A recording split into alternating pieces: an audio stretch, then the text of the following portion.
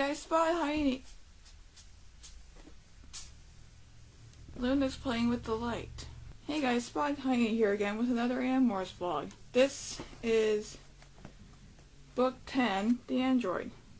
I think I got this one from the same library because there's stickers inside of it. Oh, I remember holographic stickers. Those were like, if you had those, you were a superstar when I was in school. This is the inside cover, and as you can see, there's like stuff written on it that makes me think it was from a library. Here's the flipbook. So I'm starting to notice small differences in the voice from one POV to the other. It's most noticeable when going from Axe to Marco's point of view. Axe is more formal, while Marco's style is very colloquial. Tobias tends to be more literary, and Cassie is more observant. This book starts with Marco and Jake morphing dogs to go to an outdoor concert, despite Jake's insistence that they don't abuse their powers. There they run into a kid from... You know what? Come over here. Come over here then. There they run into a kid from school named Eric. They notice that he has no smell to him. Now, if you know how a dog's nose works, every living thing has a smell because of the skin cells being shed all the time. To a dog, we're all basically Pigpen. However, note that I said every living thing. Turns out Eric is an android. They find this out after Marco morphs Spider and sees through the hologram surrounding Eric's true form. By the way, Marco has had a bad experience with bugs. Like, he currently has PTSD from insect morphs. I felt really bad for him when he morphed the spider, and then he gets eaten by a bird and has to demorph in the middle of the bird. Eric finds them after Marco falls out of the sky, and the Animorphs meet up with him later and learn about the Chee. The Chee are the creation of the Pimelites, which are a furry's dream come true, an entire race of anthropomorphic dogs.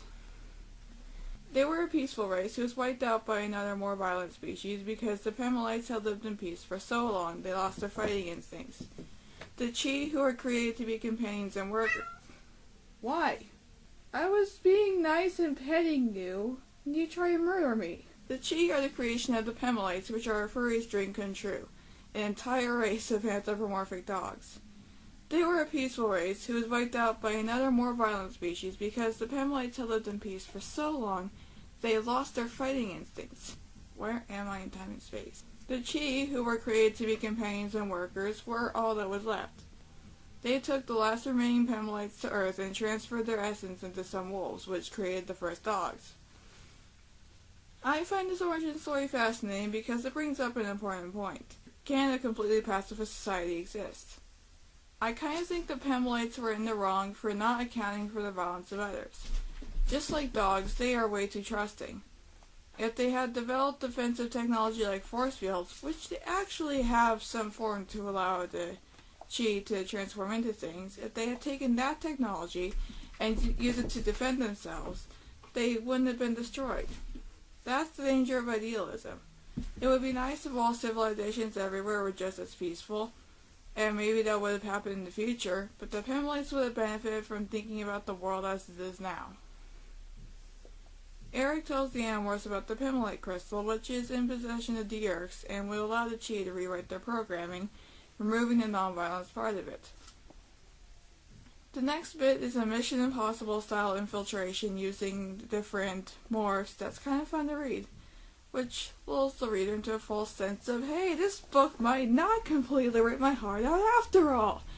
Then the Animorphs are nearly killed or captured by an army of controllers, and Eric saves them just in time. Marco conveniently loses consciousness and wakes up later outside the building. Everyone survived except the enemies, but now Eric is stuck with the memory of what he has done. He vows never to be violent again. What's really scary about this scene is that the book doesn't describe the carnage. This is a series that isn't afraid to go into specific detail about the morphing process. This is a series that doesn't shy away from the horrors of war, mind control, and even nature itself. What Eric did was too violent even for Animorphs. Nothing is scarier.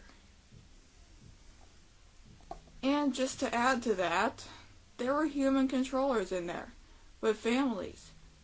Families who will never see their loved ones again and won't know why. And Eric will never forget what he did. Though he has emotion, he does not have a brain that can forget.